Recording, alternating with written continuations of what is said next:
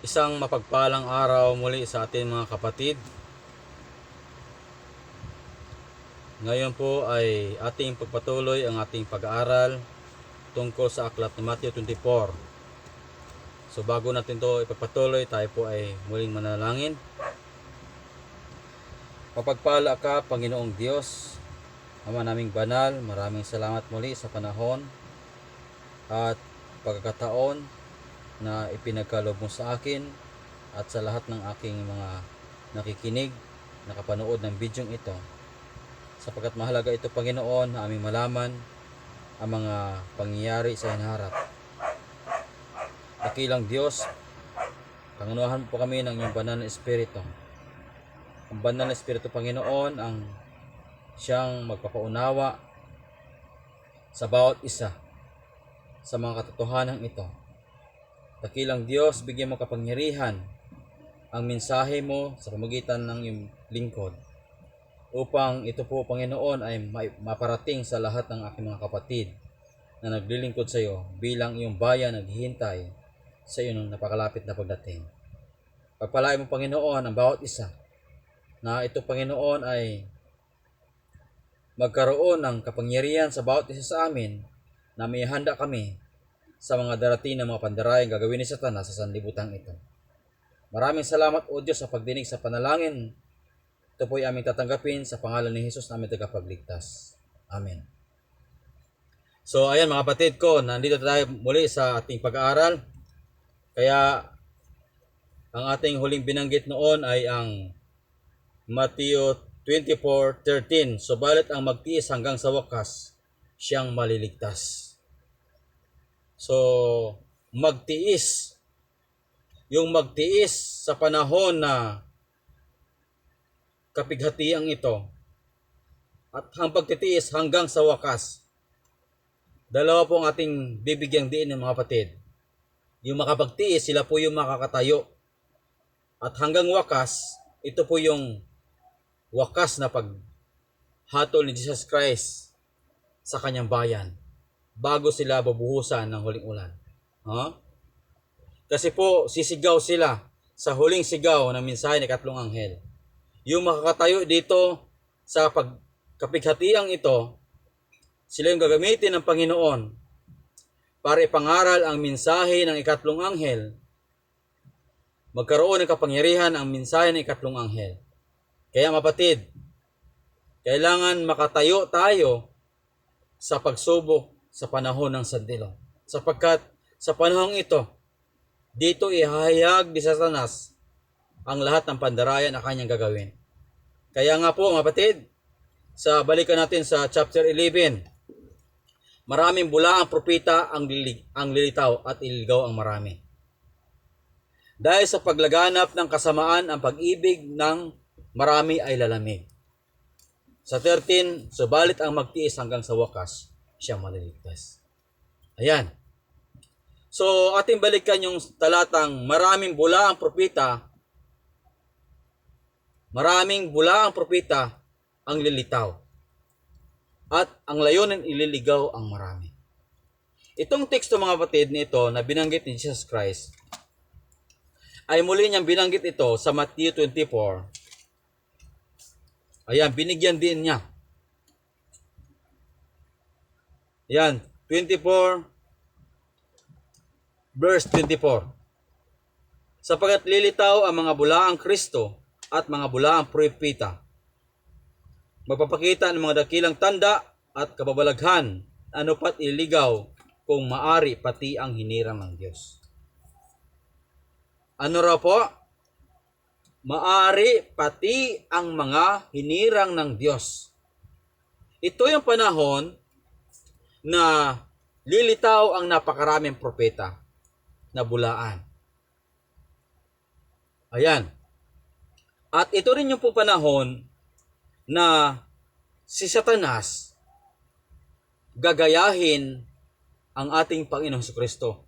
Mag-aanyo siya bilang Kristo sa sanlibutan ito.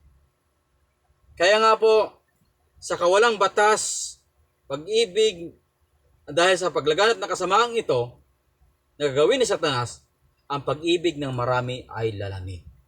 Ha? Kasi po, dito po lilitaw ang napakaraming bulaang propeta. Ayan. At ito rin yung panahon na magpapakita si Satanas sa anyong Kristo. Sa sulat ng ating propetesa si Ellen G. White. Ngayon mga batid, makikita natin bakit tinawag silang bulaang propeta. Paano natin makikilala ang bulaang propeta? Ayan. Kasi po, dito po lilitaw. At gusto kong sabihin sa inyo mga kabatid, itong dalawang pandaraya ni Satanas, ito po yung mag-i-exit sa huling araw. At malalaman maya ano yung huling pandaraya ni Satanas na dinadala ng buong sanlibutan nito, itong aral ng tinatawag na aral ng pangapagano. Atin mo ng pag-aralan itong bulaang propeta. Bakit tinawag ng bulaang propeta? Ano ang paliwanag ni Jesus Christ tungkol sa bulaang propeta? Sa Mateo 7:15 hanggang 16, ito po ang sinasabi ni Jesus Christ. Paano natin makilala ang bulaang propeta? Kasi ito ay lilitaw sa panahon nito.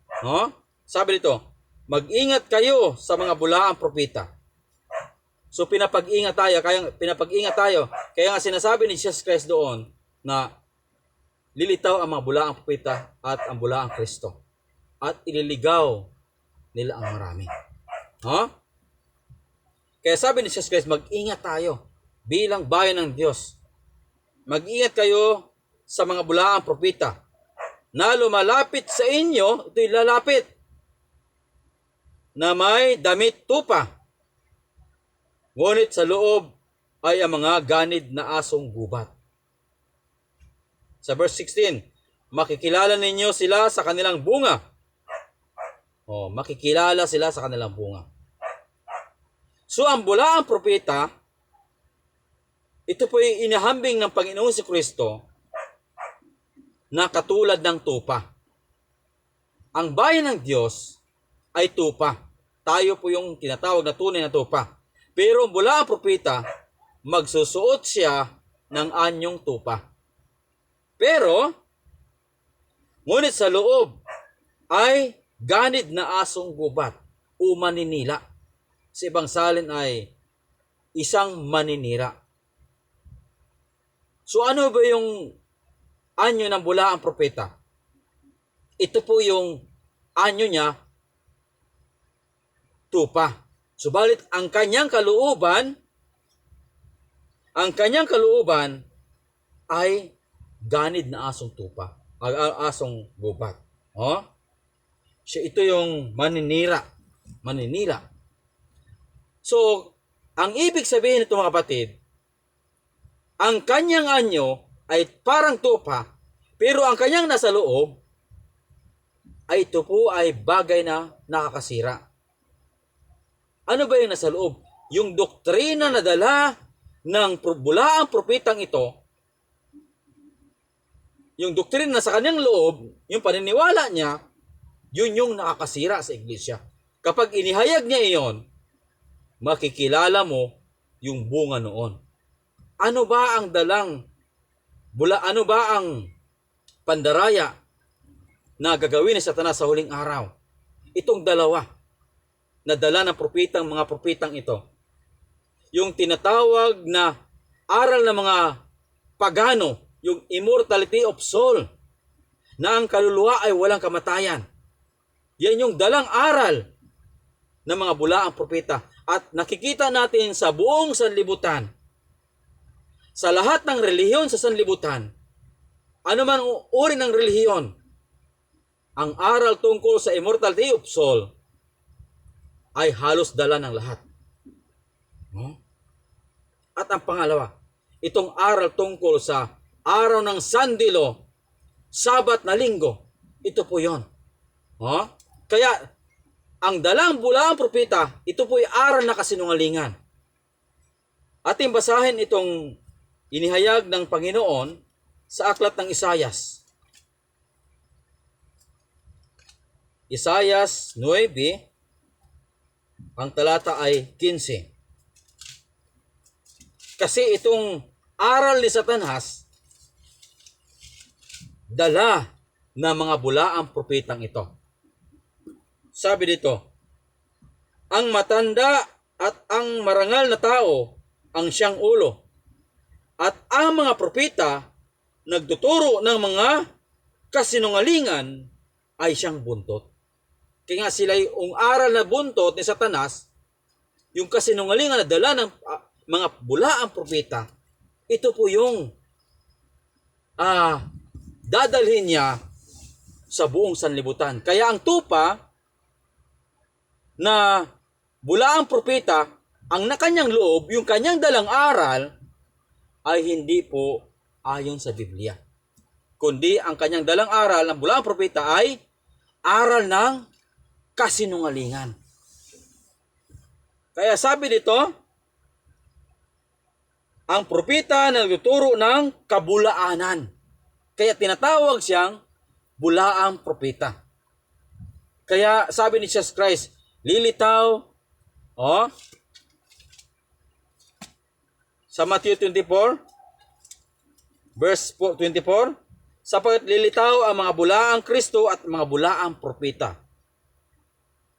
At ang bulaang propeta at magpapakita ng mga dakilang tanda at kababalaghan, ano pat ililigaw, kung maari pati ang mga hinirang ng Diyos. So, dito po lilitaw. Kaya nga po, sa mga pandarayang ito, na gagawin ni Satanas, ay kailangan tayong makatayo dito sa panahong ito, mga kapatid. So, ating titignan yung paano gagawin ni Satanas ang mga bagay na ito. Nagagamitin niya yung mga tao, mga leader sa iglesia na naniniwala tungkol sa immortality of soul. Paano niya susuguin ito?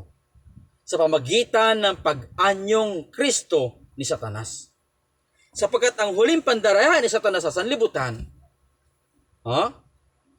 gagayahin niya si Jesus Christ bilang Kristo. Ating basahin, mga kapatid. Kaya nga po, dapat tayong paghandaan ang panahon na gagawin ni Satanas sa sanlibutan ito. Kasi po, ang paglitaw ng bulaang propeta at ang pag-anyong Kristo ni Satanas, gagawa sila ng pandaraya. At itong aral na dala na si Satanas ay mangyayari. At dito gagamitin ni Satanas ang lahat ng mga nasa katungkulan sa iglesia ng mga iba't ibang dako na ipatupad ang kanyang batas sa lahat ng mga tao. At ano yon? Makikita natin mamaya, no? Ito, mga kapatid, sa The Great Controversy, 489. Sabi dito ni Ellen G. White, bilang sukdulang yugto ng dakilang digmaan ng pandaraya, si Satanas mismo ay gagayahin si Kristo. No? Si Satanas mismo gagayahin si Kristo. Magpapakita siya sa alapaap, bababa siya, at magpapakilala siya na siya si Kristo. Dumating na si Kristo. Ayan. Sabi dito, ito yung sukdulang yugto ng dakilang drama ng pandaraya ng Satanas. Pinakahuling pandaraya ng Satanas. Kaya nga po, ang magtiis hanggang sa wakas, sila po yung sisigaw sa buong sanlibutan. Sa pandaraya ng Satanas, makapagtiis. Kaya sabi dito, bilang sukdulang yugto ng dakilang drama ng pandaraya, si Satanas mismo ay gagayahin sa Kristo. Ang iglesia ay matagal nang nagsasabing, naghihintay sa pagdating ng tagapagligtas bilang katuparan ng mga inasahan nito. Sino ba yung iglesyang matagal na naghintay tungkol sa pagdating ni Jesus Christ? Walang iba, tayo bilang Seventh-day Adventist. Kaya patunayan ni Satanas na dumating na si Kristo. At kapag ang isang membro ng Iglesia ng Diyos, ang Seventh Adventist na hindi matatag sa pananampalataya at hindi alam ang banal na kasulatan, maaari po maligaw. Kaya ang layunin doon, ililigaw, maaari pati ang hinirang ng Diyos. Kaya sabi dito, ang Iglesia ay matagal nang nagsasabing naghihintay sa pagdating ng tagapagligtas bilang katuparan ng mga inasahan nito. Ngayon, palabasin ng dakilang mandaraya na dumating na si Kristo. Gagayahin niya si Kristo. Sa iba't ibang bahagi ng mundo ay ihayag ni Satanas ang kanyang sarili bilang isang dakilang katauhang nakakasilaw ang kaningningan. Ayan. Katulad ng pagdating ni Jesus Christ sa kaluhatian. Sabi dito ni Ellen G. White, kapariho ng paglalarawan ng anak ng Diyos na ipinakita ni Juan sa Apokalipsis 1:13 verse 15. Yung nakita ni Juan, si Jesus Christ, nung nakipag-usap sa kanya sa lugar ng Patmos, na malulhati na ang mukha ng ating Panginoon si Kristo ay ang mukha niya ay gaya ng liwanag ng araw, ng kaluhatian, ganon din ang hitsura ang gagayahin ni Satanas. Ayan. Kaya sabi ni Ellen G. White, ang kaluhatiang pumapalibot sa kanya o kay Satanas ay hindi mahihigitan ng anumang bagay na nakikita ng mga mata ng tao. Grabe ang kaluhatian. Ang sigaw ng tagumpay ay alingaw-ngaw sa himpapawid. Sabi dito, dumating na si Kristo. Ito yung sigaw ng lahat ng mga tao. Dumating na si Kristo. At ang mga tao ay magpatira pa bilang pagsamba sa Kanya. Yan mga batid. Sasambahin si Satanas kasi inisip nila na dumating na ang ating Panginoong Kristo. Ito po yung huling pandaraya. Ayan. Habang itinataas niya ang kanyang mga kamay at binibigkas ang pagpapala sa kanila. Gaya noong pagpalain ni Kristo ang kanyang mga alagad nang siya'y naparito pa sa lupa. Kung paano pinagpala ni Jesus Christ ang kanyang mga alagad noon, ganon ang bibigkasin niya sa lahat ng sumamba sa kanya. Ayan, mga batid. Ang kanyang tinig ay banayad at maamo. Kaya nga batid, no? Gayon may punong-puno ng himig. Si isang malumanay at maawaing busis ay sasabihin niya ang ilan sa mga magigiliw at makalangit na katotohanang iyon na sinabi ng tagapagligtas. Gagayahin niya si Jesus Christ. Sabi niya, pagagalingin niya ang mga sakit ng mga tao. At pagkatapos sa pagpapanggap niyang Kristo, ay sasabihin niyang ginawa na raw linggo ang Sabat. Ito ang kanyang sasabihin. Ginawa na raw ang linggo, ginawa na raw linggo ang Sabat. Kaya ang Sabat na Sabado ay linggo na. Ito ang kanya, At ito ang kanya sasabihin. At ipag-uutos sa lahat na pabanalin ang araw na binasbasan niya. Kaya ang araw ng Sabat na linggo, ito ang kanyang binasbasan. Sasabihin niya na ang mga nagpupumilit na ingatan ang kabanal na ipitong araw ay lumapastangan sa kanyang pangalan. Dahil sa pagtangging makinig sa kanyang anghel na sinugo niya sa kanila. Saan susuguin? Sa kanyang bayan. Sasabihin ng masamang anghel na ang araw ng linggo, yun yung araw ng Sabat na aking binasbasan. Yan po mga kapatid ang katotohanan na madarating na mapandaray ni Satanas sa huling araw.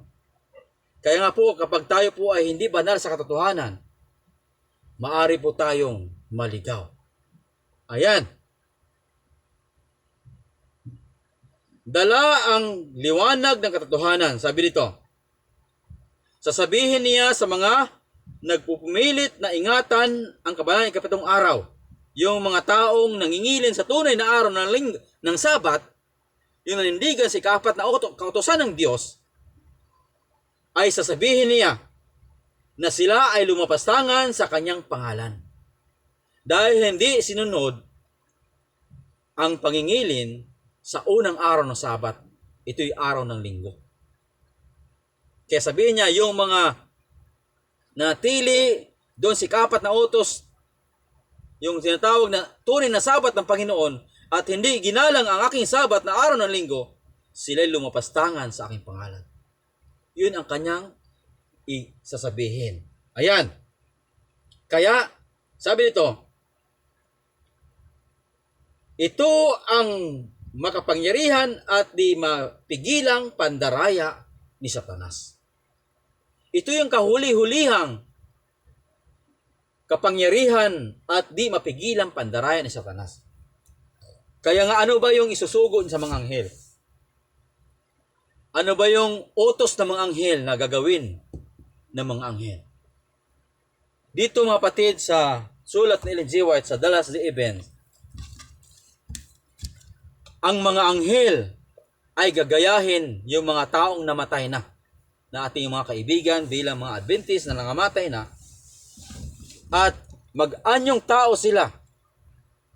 Pupuntahan nila yung mga ating kamag-anak at pupuntahan tayo at yung ating kamag-anak na nangamatay na. Patunayan nila na totoo ang mga kaluluwa. At sila yon mga kapatid. Ayan. Basahin ko po mga kapatid. Sa Last Day Event 122. Ayan, maganda po ito mga kapatid. Makikita natin ang mga sulat ni Ellen G. White. Ang mga banal ay dapat makakuha ng isang lubos na pagkaunawa sa kasalukuyang katotohanan. Yan po ang panawagan ni Ellen G. White. Dapat banal tayo sa katotohanan sa panahong ito. Kasi dito po lilitaw ang mga bulaang propeta at pagpapahayag ni Satanas bilang Kristo. Ayan. Ang mga banal ay dapat makakuha ng isang lubos na pagkaunawa sa kasalukuyang katotohanan na mapanatili nilang mapipilitan nilang mapanatili mula sa kasulatan. Dapat mapilitan tayo, mapanatili tayo mula sa banal na kasulatan. Ibig sabihin mga kapatid, ang atin dapat ang pundasyon ay ang banal na kasulatan ng ating Panginoon Kristo. Ang Biblia. Kaya nga sinabi ni Ellen G. White, wala nang iba makakatayo, kundi lamang ang kanilang isipan ay pinatibay sa mga katotohanan ng Biblia. Ang makakatayo sa kahuli-hulihang pandarayan sa Satanas, sa kahuli-hulihang dakilang tunggalian. Kaya yung mga kapatid, sabi dito, dapat nilang maunawaan ang kalagayan ng mga patay. Tayo bilang Adventist, naunawaan ba natin ang kalagayan ng mga patay na natutulog lamang? At walang katawan, walang kaluluwa sa ating katawan na kapag namatay tayo, ay lalabas. Yung tinatawag na immortality of soul, na katawa ang kaluluwa ay walang kamatayan. At yan ang daladalang mensahe, paniniwala sa halos lahat ng relihiyon sa sanlibutang ito. At ang aral na yan ay hindi po yan mula sa Biblia. Yan po'y aral ng mga pagano. At yung aral na yan yung dadalhin ng mga bulaang propeta at ngayon ginagawa na yan. Na mayroon daw pong kaluluwa sa ating katawan na kapag namatay tayo ang kaluluwang iyan, yun yung paggala sa sanlibutan. At kapag umakyat na sa langit, sila rin po yung pupunta sa purgatorio kung maliligtas ba yan o hindi. Kapag hatulan sila, sa impyerno sila sa ilalim ng lupa. At kapag sila ay maligtas, punta sila sa langit. Immortality of soul. Ang kalagayan ng mga patay. At anong turo yan? Yung mga turo ng espiritismo. Spiritism. At dala-dala na halos lahat ng relihiyon sa libutan ito. Mga Islam. Yan. Yan ang number 1 kanilang aral. Oh? Yan, mag-ingat tayo mapatid. Oh? Sa aklat ng Revelation, sa 7 trumpeta, nandun po yun sa 5 trumpeta. At 6 na trumpeta, pag-aralan po natin yan mapatid. No? Sa sunod. Ila-live ko po mapatid. Kapag mayroon na pong nakapanood sa mga bidyong ito, i-share nyo po ito mapatid. Napakahalagang malaman natin ang mga pandarayang gagawin ng Satanas bago magsara matapos ang paghatol ni Jesus Christ sa atin bilang bayan ng Diyos. Kasi ang magtiis hanggang sa wakas, ang wakas po dito, sa atin po mauuna magtatapos ang paghatol ng Diyos. At kapag tayo ay nahatulan ng Panginoon na naging tapat, nakatayo sa panahong ito, tayo po ang gagamitin ng Diyos sa huling sigaw, bubuhusan ng huling ulan para sa pagtatapos ng gawain. Para isigaw ang mensahe ni ikatlong anghel sa Revelation, magkaroon ng kapangyarihan ito. Palabasin ang bayan ng Diyos na sa iba't ibang relihiyon. At kapag nakalabas na sila, ibubuhos na ang 7 huling salot. Yan mga kapatid. Huh? Kaya sabi dito, dapat nilang maunawaan ang kalagayan ng mga patay sapagkat ang mga espiritu ng dyablo ay magpapakita sa kanila. Saan? Sa atin, magpapakita. Sa mga hindi tapat. Sa mga Adventist na hindi nakaunawa. Kapag hindi natin alam ang aral ng katotohanan sa Biblia, maliligaw po tayo. Kasi ito po yung pinakahuling drama ng yugto ng kasaysayan na pandarayan sa Satanas sa sanlibutan. Ha? Kaya nga sa panahong ito, malalamig ang pag-ibig ng marami. At ang magtiis hanggang sa wakas, siya yung maliligtas. Ayan. Sabi nito,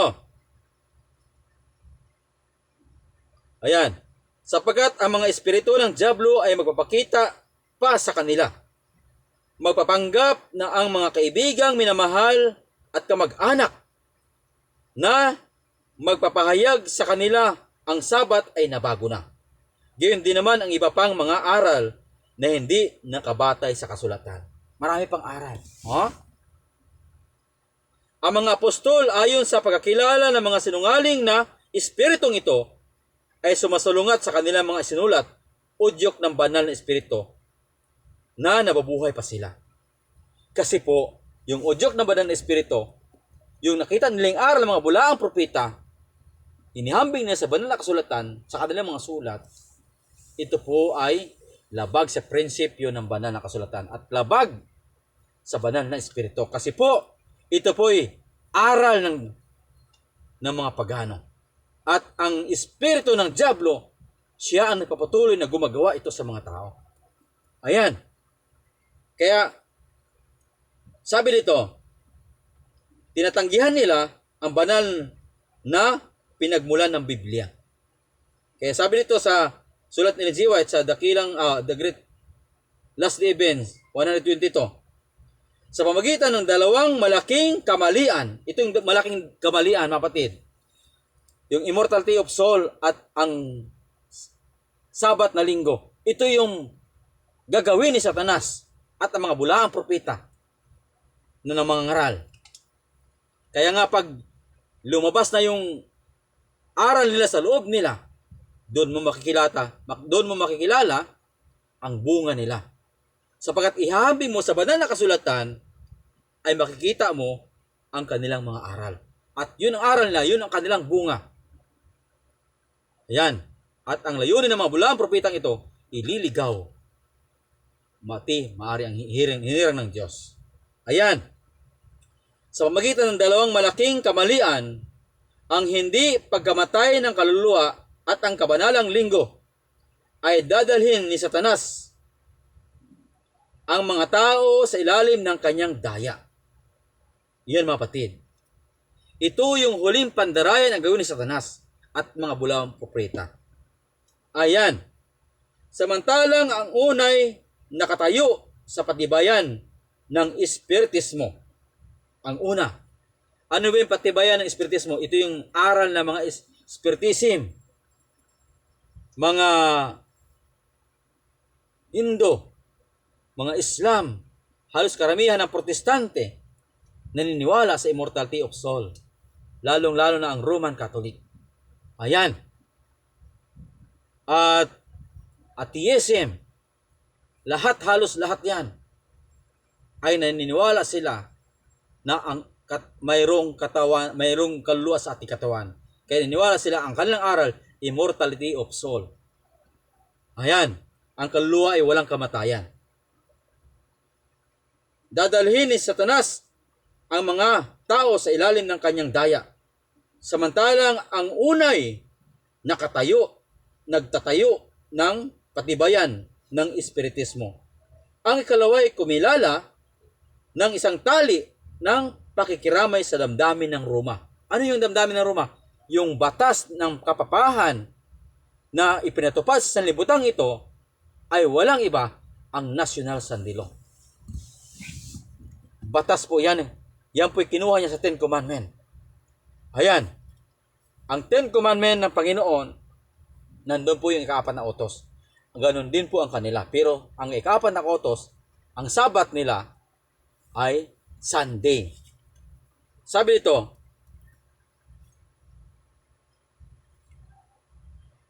lilitaw ang mga tao na nagpagunwaring Kristo. Ayan, Satanas. Angkin nila ang pamagat at pagsamba na uko lamang sa manunubos. Angkin nila. Sasambahin si Satanas. Gagawa sila ng mga kahanghangang kababalaghan at magpapagaling at mapapanggap na sila'y tumanggap ng mga pahayag mula sa langit na kasalungat ng patatuo ng kasulatan. Yan mga kapatid. Pero sabi ni Ellen G. White, datapwat ang bayan ng Diyos ay hindi maliligaw. Sana. Nawa. Ang mga inaaral ng hindi tunay na Kristiyanong ito ay hindi katugma ng banal na kasulatan. Kasi dapat alam natin ang ating doktrina. Yan. Ang papapalang kanyang binigkas ay sa mga sumasamba sa hayop at sa kanyang larawan. Na siya ring mga taong sinabi ng banal na kasulatan na bubuhusan ng puot ng Diyos na walang halong awa. Revelation 14, 9 verse 10. Ayan. Ito yung aral na gagawin nila, no? Sabi dito ni Ellen G. White, nakita ko na ang Diyos ay mayroong mga tapat na anak sa gitna ng Adventista sa pangalan. Dito sa Adventist na ito, may tapat. At yung makakatayo dito, mga batid, na natiling matatag sa pananampalataya sa Panginoon at sa doktrina ng banal na kasulatan na hindi madadaya, sila po yung makapagtiis hanggang sa wakas. Sa kanila po ibubuhos ang huling ulan. At sila po sisigaw sa huling sigaw. Ayan mga kapatid.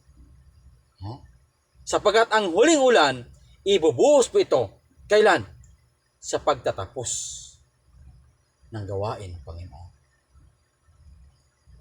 Para tawagin ang mga nasa iba't ibang relihiyon diyan. Kaya nga ang mensahe ng ikatlong anghel, pagpasimula ng sandilo, mabilisan po yan. At tuloy-tuloy po yan. At ang papakita ni Satanas ay mabilisan po yan. Kaya mag-ingat tayo mga kapatid. Ayan. Nakita ko, sabi ni Ellen G. White, na ang Diyos ay mayroong mga tapat na anak sa gitna ng mga Adventista sa pangalan. Ang pangalang Adventist sa buong sanlibutan, mayroong mga tapat ang Diyos diyan. At sa mga iglesyang nabagsak, ito iba't ibang iglesia, mayroon ding tapat diyan na tatawagin ng Panginoon. At itong iglesyang ito, na tapat dito, sila po yung gagamitin ng Diyos. Dahil nakatayo sila hanggang sa wakas. Ayan.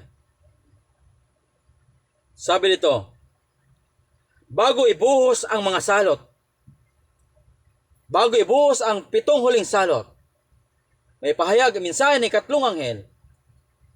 Ang mga ministro at mga tao ay tatawagin mula sa iglesyang ito na bumagsak.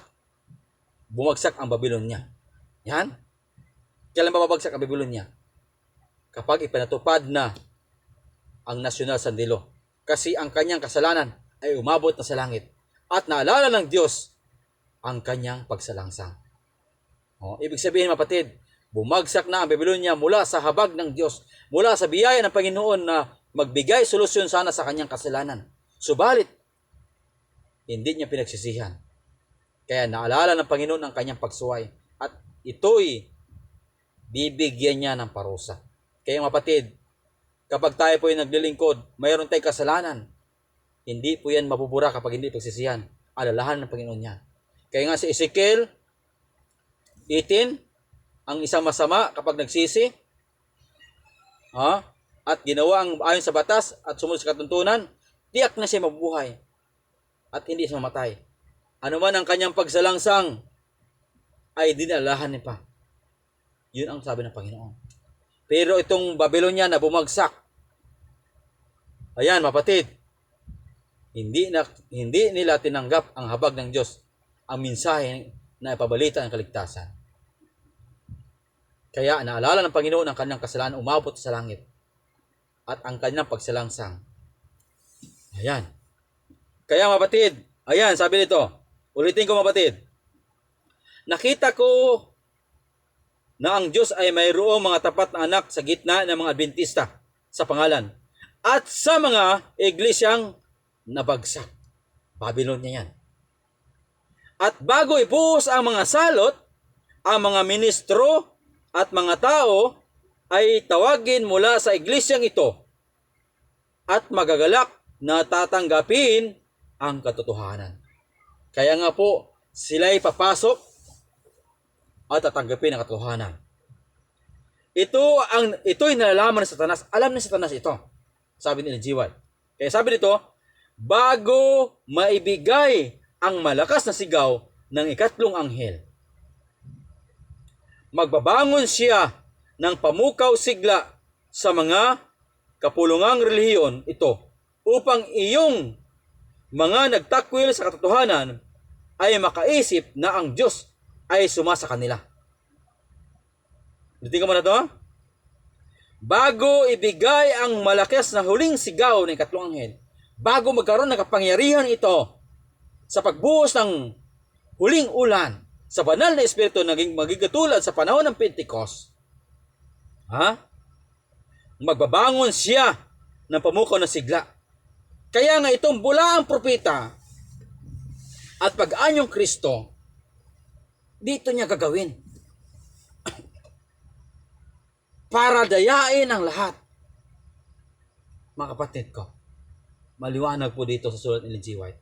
Nakikita natin ang pagkasunod-sunod na pangyayari.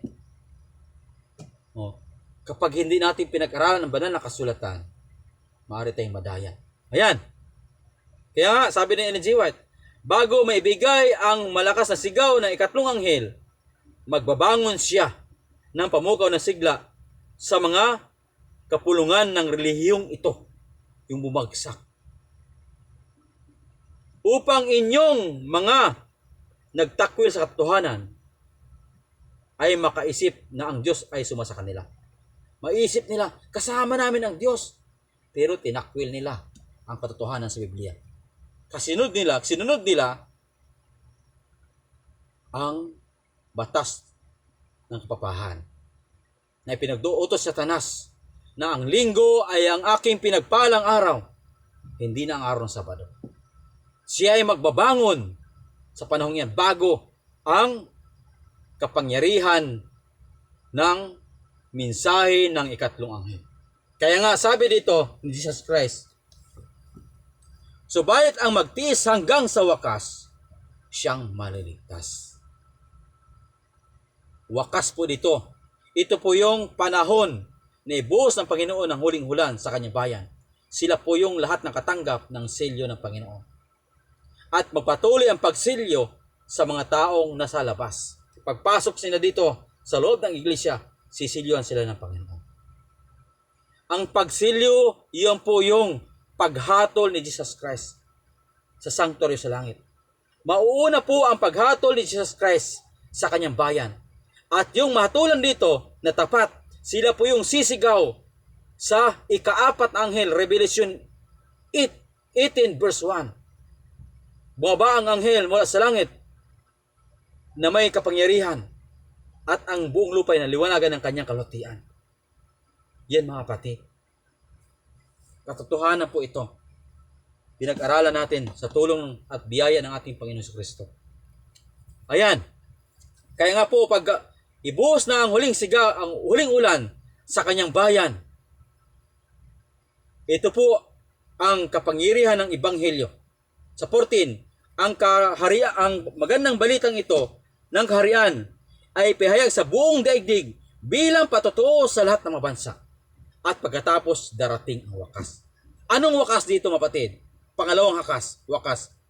General clause provision niya. Tapos na po ang pangangaral. Nakalabas na po lahat. Ang bayan ng Diyos nasa Babilyang bumagsak. At ito po mga kapatid, ang pagbuhos ng 7 huling salot. Titigil na si Jesus Christ sa kanyang tagapamagitan.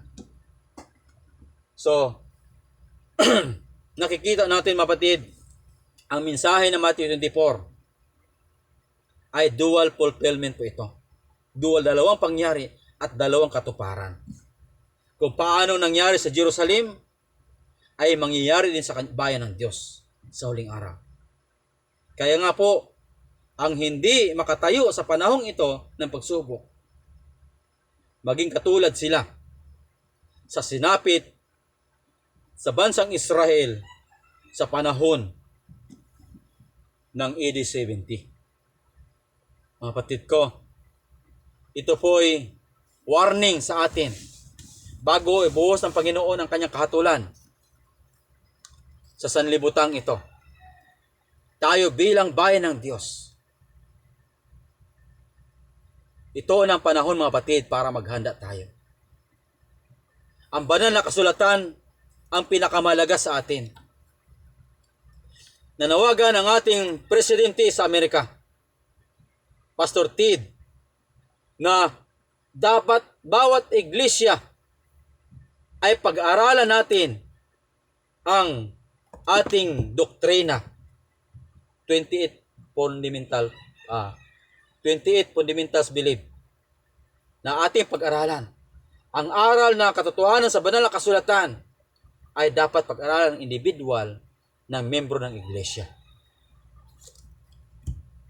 Kasi sa panahon ng krisis na ito na darating sa bayan ng Diyos, ang makakatayo lamang, sabi ni Ellen G. White, yung mga tao pinatibay ang kanilang isipan. Basahin ko mga kapatid. Ayan. Para maunawaan natin lubos.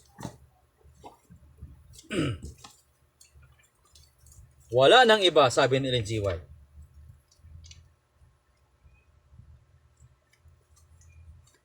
Para makita natin lubusan ang pag-aaral na ito, sabi ni Ellen G. White, wala nang iba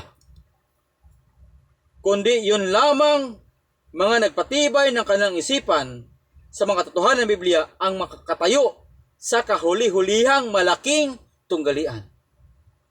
Kaya sabi ni Ellen G. White dito sa sulat niya, wala nang iba. Kaya ang banal na kasulatan, atin pong itong pag-aaralan, mga kapatid. So,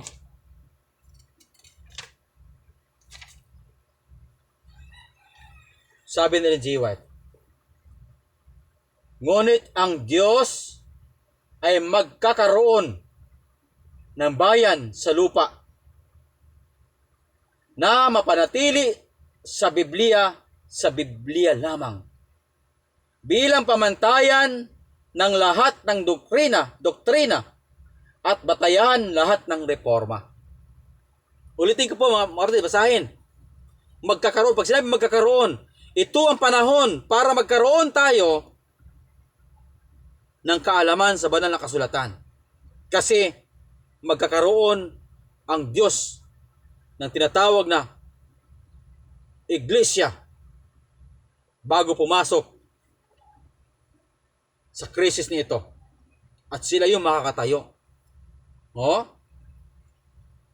Ngunit ang Diyos ay magkakaroon ng bayan sa lupa.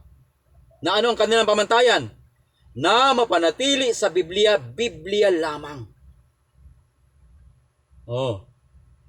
Bilang pamantayan ng lahat ng doktrina at batayan ng lahat ng reforma. Kaya nga sinabi ng ikalawang Timoteo 3:16, ang lahat ng kasulatan ay kinasihan ng Diyos at mapakinabangan. Saan? Sa pagtuturo, sa pagsaway, sa pagtutuwid, sa pagsasanay sa katuwiran. Upang ang tao ng Diyos ay maging sakdal na sasangkapan sa lahat ng gawang mabuti. Ibig sabihin ng sakdal, mga kapatid, perfect ka sa doktrina. Hindi ka madaya sa mga pandaraya sa sanlibutan ito. Dahil naalaman mo ang turo ng Biblia na nagpasaway ka, nagpatuwid ka nito at nasanay ka sa tuwiran. Dahil binabasa mo. Kung hindi natin binabasa, hindi pinag-aralan, hindi natin malalaman ang lahat ng nakasulat sa Biblia. Kasi ang banal na kasulatan, yan ang magtuturo sa atin, magsasaway sa ating maling gawa, at magtutuwid sa atin para tayo masanay sa gawang katuwiran. At ano ang maging purpose? Sakdal sa lahat ng gawang mabuti. Ang Holy Spirit ay gumagawa sa bawat isa sa atin upang tayo turuan, patnubayan sa kanyang banal na kasulatan. Panahon na kapatid. Ito ang panahon. Kasi pag dumating sa krisis ni ito, na ating kaharapin, ang magtiis dito mga kapatid, makatayo dito, sila po yung sisigaw sa huling sigaw.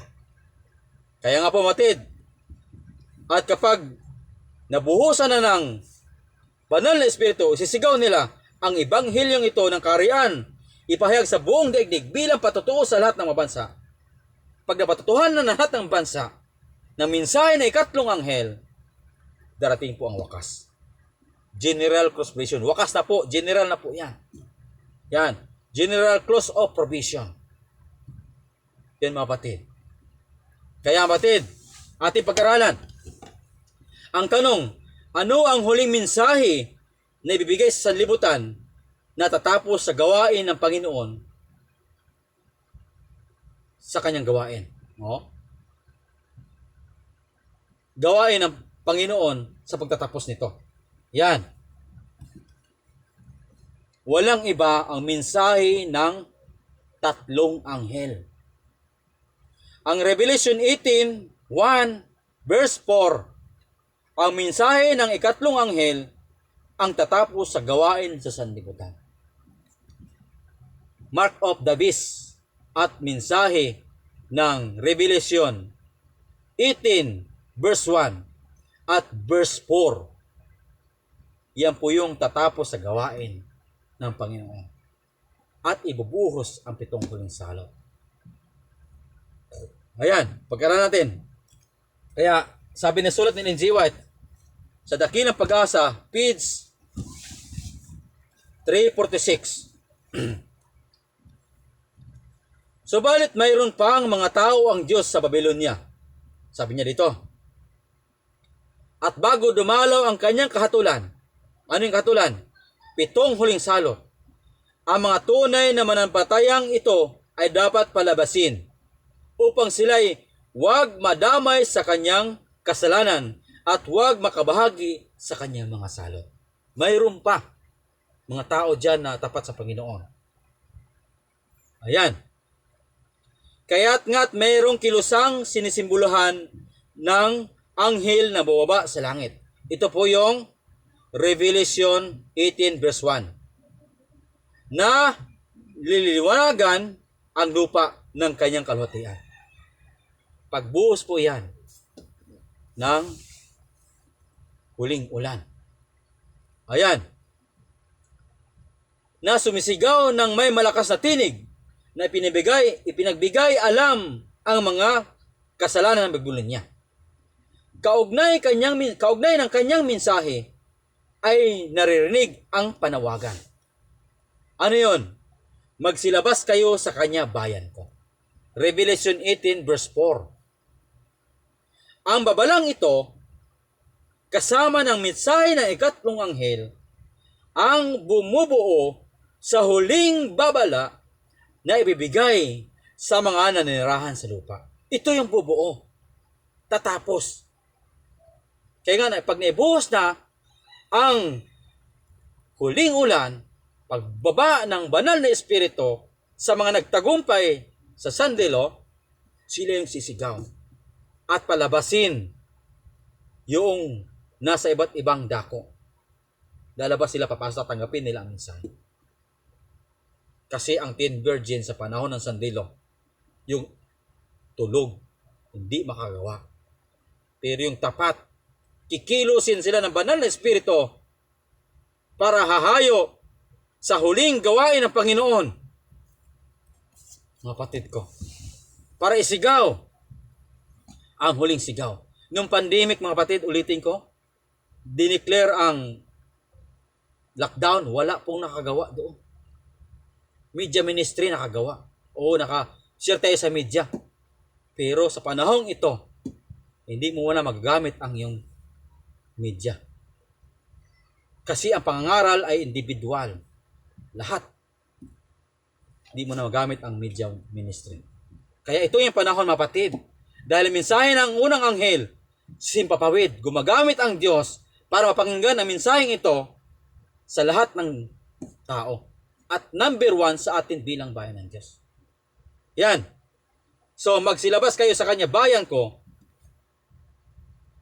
Ang babalang ito, kasama ng mensahe ng ikatlong anghel. Ano yung mensahe ng ikatlong anghel? Huwag mong tanggapin ang tanda ng hayop. Huwag mong sambahin ang hayop. Ito yung sandilo. Oh. Ang bubuo sa huling babala na ibibigay sa naninirahan sa lupa. Naninirahan sa lupa. At sinong sisigaw yan? Yung tumanggap na mensahe ng unang anghel. Tayo po yon, kumakatawan sa bayan ng Diyos. Tayo po ang magdadala ng mensahe ng ikatlong anghel. Ayan. Kaya nga sabi dito ni Ellen G. White, ang mensahe ng unang anghel, tayo yon, mula sa panahon pa ng mga reformasyon. Ang mensahe ng unang anghel ay nakaabot sa lahat ng himpilang misyonaryo sa sanlibutan.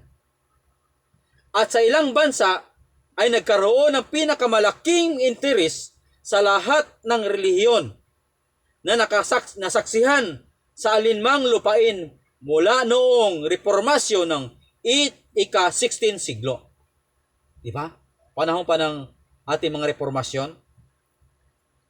Yung Seventh Adventist, ang unang mensahe ng anghel. Hanggang sa ating panahon, kumalat yan sa buong sanlibutan. Kaya nga ang Seventh Adventist sa buong mundo ay halos na abot na.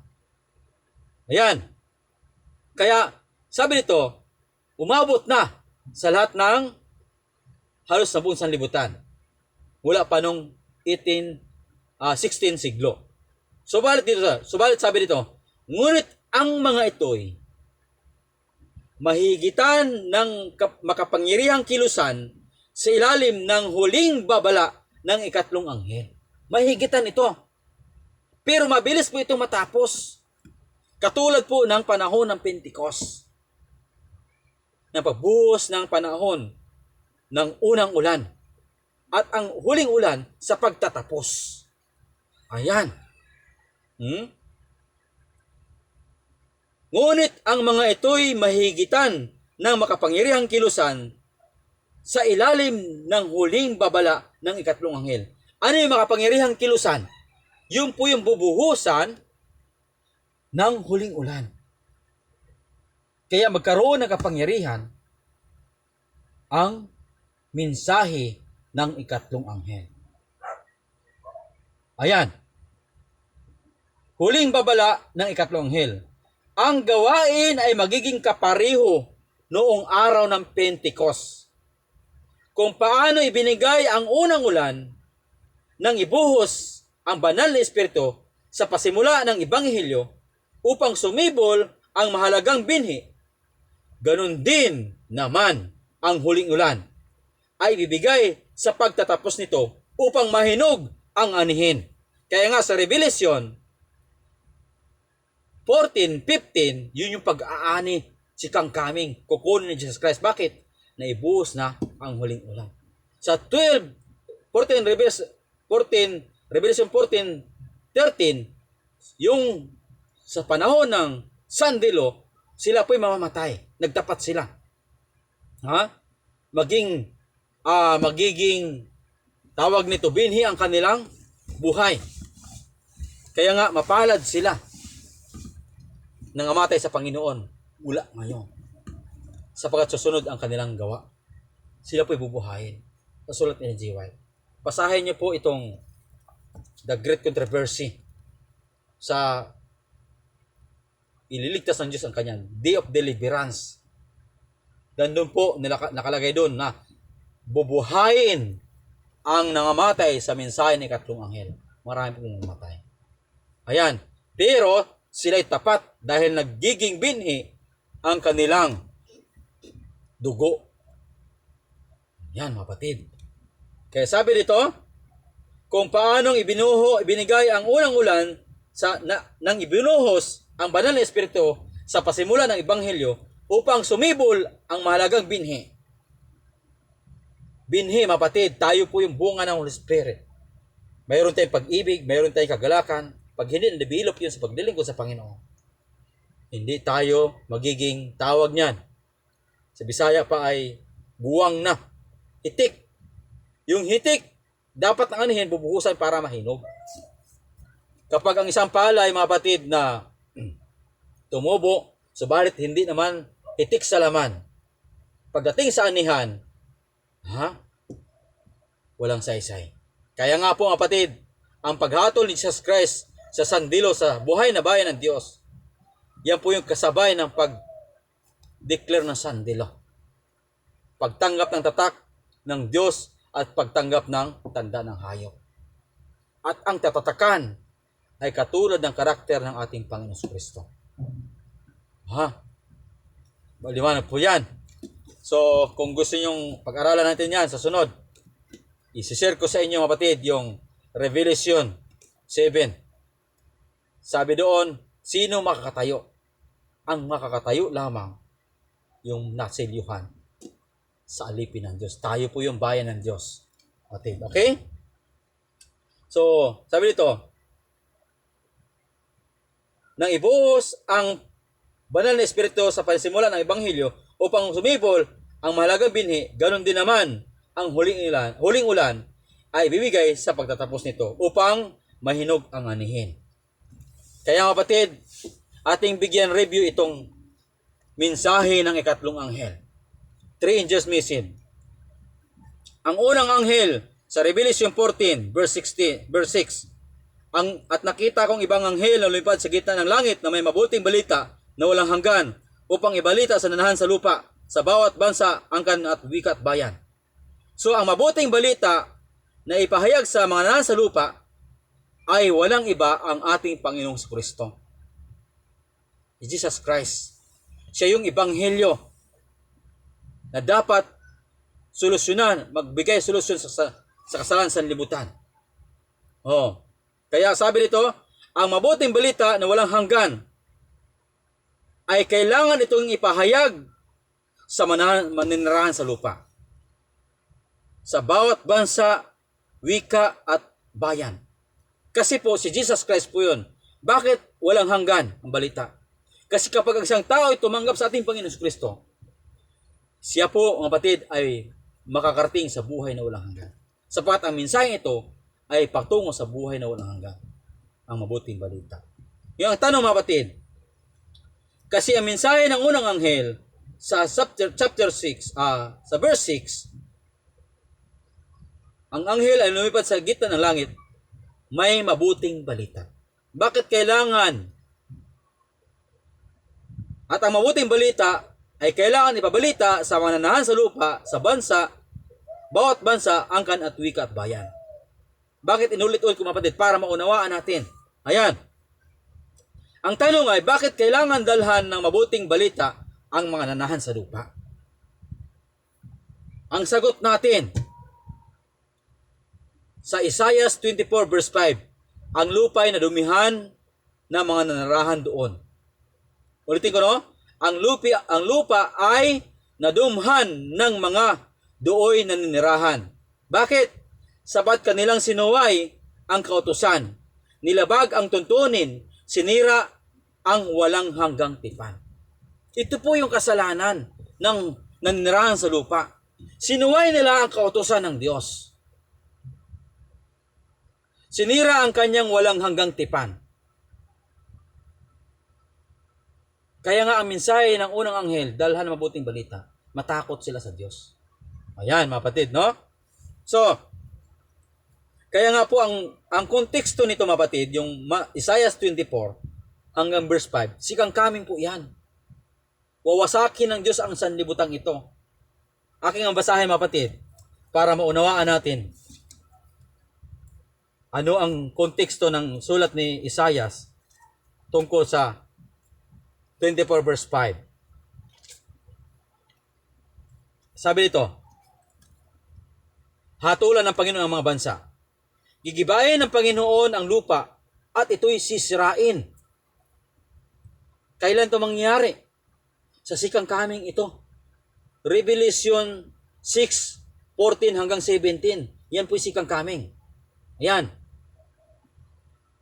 Gigibayin ng Panginoon ang lupa at ito'y sisirain. At pilipitin niya ang ibabaw nito. At ang nanirahan do'y pangangalatin. Yung lindol na napakalakas. Mangangalat sila. At sino-sino yung mga tao na mangangalat dito? Doon sa Revelation 6, ang mga hari sa lupa, mga laya, mga lipin, mga dukha, ay nagtango sa kanyang yungib. Pero dito, mga kapatid, binanggit din rin si White, kung paano sa mga tao, gayon din sa pari. Sino yung pari tinutukoy dito, mga kapatid? Tayo po yung pari, hindi po yung Katoliko. Lahat po yan na hindi naniligtas. Kung paano sa mga tao, gayon ang pari. Kung paano ang alipin, gayon din ang kanyang Panginoon. Alipin ka at ang iyong Panginoon na hindi nanampalataya, hindi sumunod sa panawagan ng Panginoon, kasama ka mga ngalat. Ayan. Kung paano ang alipin, gayon din ang Panginoon. Kung paano ang alilang babae, gayon din ang kanyang Panginoong babae. Kung paano ang namimili, gayon din ang nagbibili. Nakita niyo, kapatid? Kasi makakabili sila dahil tinanggap nila ang tanda ng hayop. Ganoon din ang mamimili. Ayan. Kung paano ang mamimili, gayon din ang nagbibili. Kung paano ang nagpapahiram, gayon din ang manghihiram. Kung paano ang nagpapautang, gayon din ang nangungutang. Di po ba? Ito yung laganap sa ating sanlibutan. Ang halos lahat ng tao, alipin ng utang. 5, 6. Ayan. Kaya pinapayo ni Apostol Pablo sa Roma 13, iwasan nyo mangutang sa lahat. Iyan, mapatid. Ayan. Ang lupa ay tumangis at natuyo. Ang sanlibutan ay nanghina at natuyo. Ang mapagmataas na bayan sa lupa ay lilipas. Sino ba yung mapagmataas na bayan sa lupa? Walang iba. Ang Babylonia. Yan, mga kapatid. Ang lupa ay nadumihan ng mga dooy na nirahan sapagkat kanilang sinuway ang kautusan ni Jehovah. Bakit kailangan dalhin ng mabuting balita ang buong sanlibutan sa panahon natin ngayon tayong sisigaw nito kasi sinuway ang kautusan ng Diyos at sinira ang walang hanggang tipan. Ano yung tipan na sinira at sinong sumira nito? Ating pag-aralan, mga batid. Yan. So, ang lupa'y nadumhan ng mga do'y nanirahan sabat kanilang sinuway ang kautusan. Nilabag ang tuntunin, sinira ang walang hanggang tipan. Kaya't nilamo ng sumpa ang lupa at silang nanirahan doon ay nagdurusa dahil sa kanilang pagkakasala. Sinuway ang kautusan ng Diyos. Kaya't nasunog ang mga nanirahan sa lupa at kakaunting tao ang nalabi. Sino nalabi? Di ba may 7 salot? Mapatid, bago dumating si Jesus Christ, iinit ng 7 huling salot. Mapatid ko. So, ayan. Bakit kailangan dalhan ng mabuting balita ang buong sanlibutan? Sapagkat sinuway nila ang kautusan ng Diyos at sinira ang walang hanggang tipan. Ano yung tipan ng Panginoon? Ito yung kasunduan ng Diyos. Na kung ang Diyos na nakikipagtipan sa iyo, para mapandili ang kanyang tipan sa iyo, mayroon sa kasunod, tutuparin mo ang kanyang kautusan. Ayan, mabatid. Sa Deuteronomio 4:12 verse 13. Ang Panginoon ay nagsalita sa inyo mula sa gitna ng apoy at inyong narinig ang tinig ng salita, ngunit wala kayong anyong nakita. Ang inyo lamang narinig ay isang tinig. Ang kanyang ipahayag sa inyo na ang kanyang tipan na kanyang inutos sa inyong ganapin sa mga bagay, ang 10 utos na kanyang isunulat sa 2 tapyas na bato. So, sa 10 utos, saan yung nagbibigay ng relasyon sa Diyos at sa tao? Nagkukunik para mapanatili ang tipan. Sabi dito sa Exodo 30:31-15, 6 na araw gagawa ang gawain. Tatapat 7 araw ay Sabat, takdang kapahingan, pangilin sa Panginoon. Sino mang gumawa at anumang gawa sa araw na ang Sabat, walang pagsalang papatayin. 16. Kahit ang mga anak ni Israel ay nangilin ng Sabat, natuparin ang Sabat sa buong kapanahunan ng kanilang lahi na pinakapalagiang tipan. At yung tipan na yan yung sinira. Mayroon bang propesiya sa Biblia na sisirain, babaguhin ang tipan ng Diyos? Mayroon. Sa Daniel 7:25, yan po yung propesiya na mayroong isang makapangyarihang tinatawag siyang malit na sungay at tinawag siyang hayop sa Biblia sa Revelation ay walang iba ang papasi.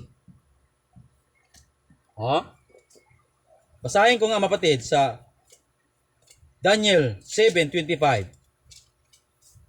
Sabi dito, at siya magsasalita laban sa kataas-taasan at lilipunin niya ang banal ng kataas-taasan at kanyang isiping baguhin ang panahon at ang kautusan at sila'y kanyang ibibigay sa kanyang kamay hanggang sa isang panahon.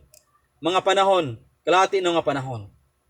Ito, mga kapatid, kanyang lilipunin ang mga banal at kanyang isiping baguhin ang panahon at kautusan ni Kristo. Walang iba ay tumutukoy yan sa Antikristo na papasi. Ayan, mga kapatid, ang lupa'y nadumhan sa doon nanirahan sapagkat kanilang sinuway ang kautusan ng Diyos. Una, ang nanirahan sa sanlibutan, sinuway nila ang kautusan ng Diyos. At pangalawa, nilabag ang tuntunin, sinira ang kanyang walang hanggang tipan, ang Sabat. Kaya nga sa Decretal Translate Episcop Cap, ito po yung sulat tungkol sa kapapahan. Ang Papa ay may kapangyarihang baguhin ang mga panahon at magbasura ng batas, makialam sa lahat ng bagay, kahit pa ang kautusan ni Kristo.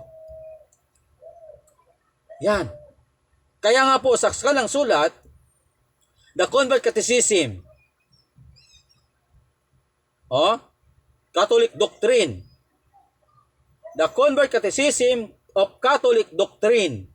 Sabi dito, nagtanong sila sa kanilang sulat, ano ang araw ng Sabat? Tinanong nila. Ang sagot nila ay, Sabado ang araw ng Sabat. Totoo, Sabado, inamin to nila. Kahit ang Pope, inamin nila, totoo ang araw ng Sabat ay Sabado. Bakit natin ipinangilin ang linggo sa halip na Sabado? Sabi nila. Bakit daw nila ipinangilin ang linggo sa halip na Sabado? Sagot, sapagkat inilipat ng Iglesia Katolika ang kabanalang galing sa Sabado patungong linggo. Sino ang may kapangyarihang magbago sa kautusan ng Diyos? Ang kapangyarihan ng kautusan. Ang kapangyarihan ng kapapahan. Ang Iglesia Katolika Romana. Yan mga kapatid, binago ang kautusan ng Diyos. At ang kapangyarihang ito ay walang iba nang gagaling ito sa kapapahan. Yan. Kaya itong laman ng mensahe ng unang anghel, ito po'y panawagan sa lahat ng tao. Bilang 7 Adventist, at tayo po'y tumugon dito. Kaya sabi ng unang anghel, dalhan na mabuting balita ang nanan sa lupa, sa bawat bansa, wika at bayan. At sa 7, at sinabi niya na malakas na tinig, matakot kayo sa Diyos. Kailangan magkaroon ng takot ang tao sa Diyos, ang buong sanlibutan. Magbigay kunatian sa Kanya, sapagkat dumating ang panahon ng Kanyang paghatol. Magsisamba kayo sa gumawa ng langit at lupa at dagat at ng bukal ng tubig. Ito po yung panawagan. At sino dapat ang sisigaw nito? Tayo bilang 7 Adventist. Kasi po, tayo po ang tumugon sa mensaheng ito. Tayo po yung magkaroon ng takot sa Diyos. 7 Adventist. Ano ba yung takot sa Diyos? Tumutupad sa kanyang kautusan. Ito sa Ecclesiastes 12 verse 13, ito ang wagas ng bagay, matakot ka sa Diyos at sundin mo ang kanyang mga utos, sapagkat ito ang buong katungkulan ng tao. Kaya ang mensahe ng unang anghel, sinabi niya na malakas na tinig, matakot kayo sa Diyos. Alam niyo kapatid, sino ba dapat ang matakot sa Diyos? Dapat sumunod sa kautusan ng Panginoon. Tayo po ay naligtas sa biyaya. Tinanggap natin ang Panginoon Kristo bilang ating personal tagapagligtas. Pero ang pagsunod sa kautusan ng Diyos, marami pong nabackslide, hindi sumusunod. Dahil walang takot sa Diyos. Ang mabuting balita, tinanggap nila sa pamagitan ng palataya na ligtas. Pero, ang pagsunod, nawala. Nawala ang takot sa Diyos. Kaya napakarami po ang nagiging membro ng iglesia, pero nasaan na ngayon? Naalala ko yung sabi ni Pastor Dison, 30 ang binautismuhan, pero 31, kasama elder na backslide pa. Alam niyo kapatid, tinanggap natin ng Panginoon, siya ang mabuting balita, magkaroon tayong takot sa Panginoon sa pagsunod sa kanyang kautusan. Ayan. Kaya nga po, ang buong sanlibutan kailangan bigyan ng mensaheng ito. Magkaroon sila ng takot, magbigay luhati sa Kanya, sapagkat dumating na ang panahon ng Kanyang paghatol. At magsisamba kayo sa gumawa ng langit at lupa at dagat na bukal at tubig. Kailan si Jesus Christ naghatol? Kailan dumating ang Kanyang paghatol? Noong 1844. Alam natin yan bilang 7 Adventist. At saan siya nagpasimula ng paghatol? Sa mga batay na nasa libingan. Binuksan ang kanilang mga pangalan at tinignan, nililis ang kanilang mga pangalan sa langit. At sila'y hinatulan ng Panginoon. Kailan naman ilipat ang paghatol sa buhay na bayan ng Diyos? Sa panahon ng sandilo. Sa sulat ni Ellen G. White. Walang sino mang hatulan, samantalang sa kanila ang liwanag ng Diyos. Subalit kapag ipinalabas na ng utos ng pangingilin ng Sabat na kapapahan, yung patuloy na lumabag pa rin sa kautosan, ikapat na utos ng Diyos ay tumanggap na ng tanda ng hayop. At yung lumabag sa kautosan ng Panginoon ay ang nagtiling tapat sa kautosan ng Panginoon, tatanggap na yung tatak ng Diyos. Yun po yung sabay. Ang sandilo, diyan po tayo isasalang. Kaya nga maghihiwalay ang 10 virgins sa huling sigaw. Dahil wala po silang langis. Mga kapatid ko, panahon na para mahanda tayo sa panahon ng parusa na darating ng Panginoon sa sanlibutan ito. Kaya nga, bago matapos ang paghatol ni Jesus Christ sa sanctuary sa langit, magsisamba kayo sa gumawa ng langit at lupa, ng dagat at ng bukal ng tubig. Sabat po ito. At minsan ay ikatlong anghel, huwag ninyong sambahin ang hayop at tumanggap ng tanda. Sino ang sisigaw sa mensahe ng ikatlong anghel? Tayo bilang bayan ng Diyos na tumanggap ng mensahe ng unang anghel. Ayan, mga kapatid ko. Ayan. Kaya ating basahin itong mensahe ng ikatlong anghel. Ang ibang anghel, ang pangatlo, ay sumunod sa kanila na nagsabi ng malakas na tinig, kung ang sino may sumamba sa hayop o sa kanyang larawan o tumanggap ng tanda sa kanyang noo o sa kanyang kamay. Ano ang magiging parusa? Iinom din naman siya ng alak ng kagalitan ng Diyos na hahandang walang halo. Awa, sabi ni G. White. Ibubuhos ang 7 huling salot na walang halong awa sa inumang kanyang kagalitan at siya'y pahirapan ng apoy at supre sa harapan ng mga banal na anghel at sa harapan ng kordero. Dalawa magiging kaparusahan. Dalawa. Ang tumanggap ng tanda ng hayop o sumamba sa hayop, iinom siya ng alak ng kagalitan ng Diyos. Ano yung kagalitan ng Diyos? 7 huling salot. 7 huling salot. Revelation 15 verse 1 at Revelation 16, basahin niyo po yan. At siya'y pahirapan at apoy at asupre. Ano ito? Ikalawang kamatayan. Dagat-dagatang apoy. Sa harapan ng banal na anghel at sa harapan ng kordero. Ayan po ang hatol ng Diyos sa sanlibutan.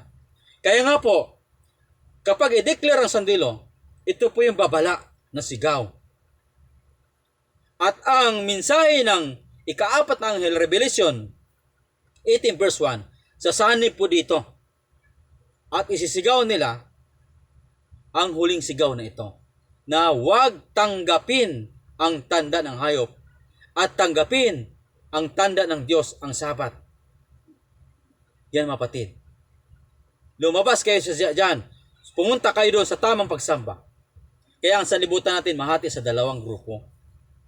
Pagsamba sa Diyos, pagsamba sa hayop. Ayan, mga kapatid. Gaano karami ang sasamba sa hayop? Ang lahat na nirahan sa lupa. Revelation 13 verse 8. Ang lahat na nirahan sa lupa ay sasamba sa Kanya, na ang kanyang pangalan hindi nakasulat sa aklat ng buhay ng kordero na pinaslang buhat ng itatag ang sanlibutan. Bakit ganoon na lang karami? Sapagkat pipilitin silang tanggapin ang tanda ng hayop. Mayroong pagpatay at mayroong pamimilit. Revelation 13, 15, 16, 17. Pero maliban na lamang kung tanggapin mo ang tanda ng hayop, makapagbili ka, makapagbenta. Tandaan natin, mapatid, darating na po ang sandilo. Marami pong hindi naniwala ngayon sa panahon natin. Kung gusto nyo ma-prove, mapatid, puntahan nyo ang YouTube. Alamin nyo ang mga pangyayari, ano na nangyari sa ating sanlibutan. Ayan, mapatid. Kaya nga sa Revelation 16, 14, 15, ito po yung pag-aani. Bakit anihin na ng Panginoon ang lupa? Sikang kaming na. Kasi po hinog na. Ano ang magpahinog sa binhi?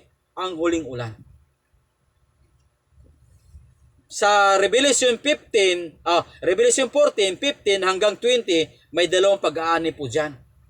Ang pag-aani ang ating Panginoon, ang pangalawa sa 7 huling salot. Ang pag-aani mula sa sandilo. Pagtatatak, yan po yung mapatid. Hanggang makalabas ang bayan ng Diyos na sa Babylonia.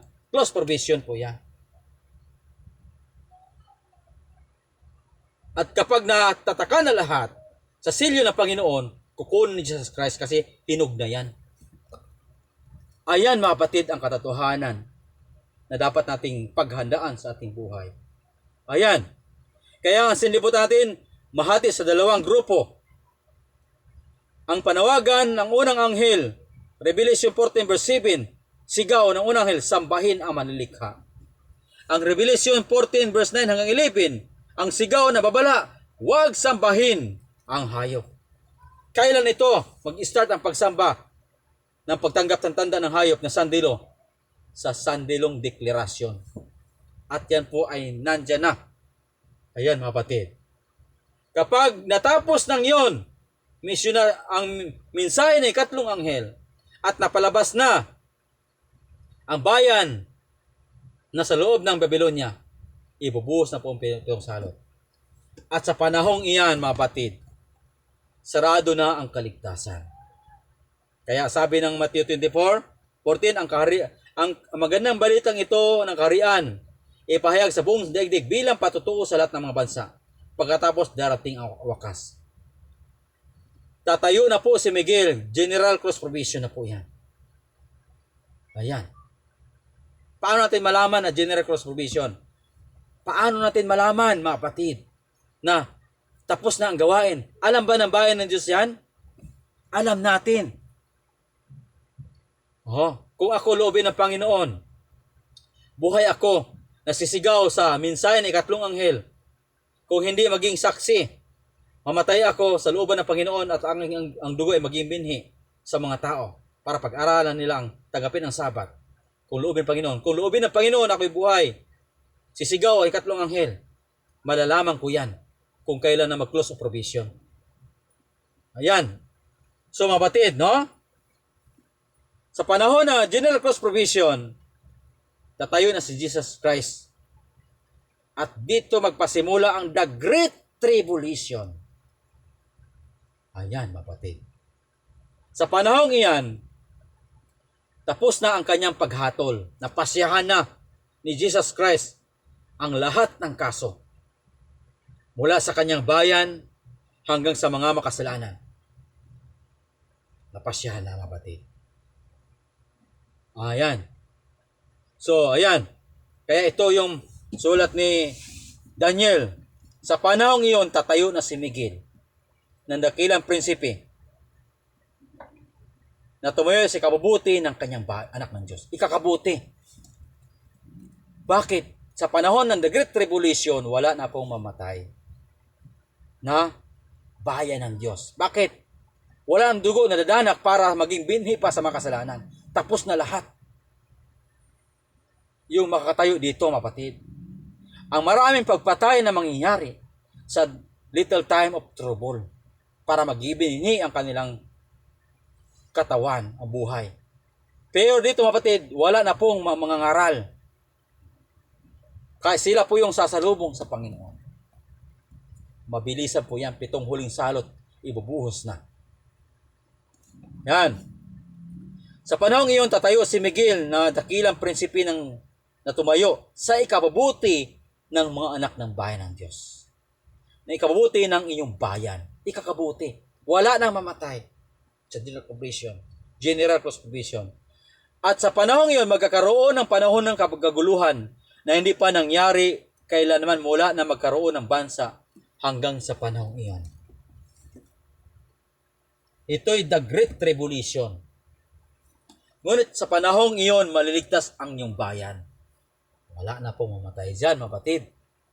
Sa sulat ni Ellen G. White, basahin niyo po dyan. Basahin niyo po. Ayan. Dito mapasimula ang The Great Tribulation. Paano natin malaman na General Cross Provision na? Dito po tayo sa Matthew 24:15-20. Ayan. Dito natin malalaman kung paano natin makikita ang General Cross Provision. Sige, mapatid, ituloy po natin to bukas para po hindi kayo mainip sa ating pag-aaral. At tapusin po natin to, mapatid. Tayo po'y manalangin. Salamat dakilang Diyos sa katotohanan na muli mong ibinigay sa amin sa mga oras na ito. O dakilang Diyos, ikaw patuloy na kikilos sa iyong mga salita na mensaheng ito na amin na pag-aralan ay maghatid sa lahat ng iyong bayan bilang naghihintay sa iyo. Bigyan mo, Panginoon, ng kapangyarihan ang mensaheng ito. Kilusin mo, Panginoon, ang aking mga kapatid. Na i-share nila ang mensaheng ito sa lahat ng aming mga kapatid. Upang kami, Panginoon, ay mahanda sa panahon ng kabagabagan na darnasin na ng iyong bayan. O dakilang Diyos, tulungan mo po kami, Panginoon. Puspusin mo kami, Panginoon, ng karunungan at katalinuhan na magkaroon kami, Panginoon, ng panahon pag-aralan iyong banal na kasulatan upang mayahanda kami, Panginoon, sa panahon ng krisis na aming kaharapin. O dakilang Diyos, wala kaming kapangyarihan na iligtas aming mga sarili. Ang aming pinanghawakan, Panginoon, ang aming pananampalataya at pagtatapat sa iyo at pag-aaral namin sa iyong mga salita. Dakilang Diyos, itatagubilin ko, Panginoon, ang mensaheng ito. Ikaw ang kikilos upang ihatid ito, Panginoon, sa bawat isa sa amin naghihintay sa iyo. Sa pangalan ng aming Panginoong Hesukristo, na aming tagapagligtas. Amen.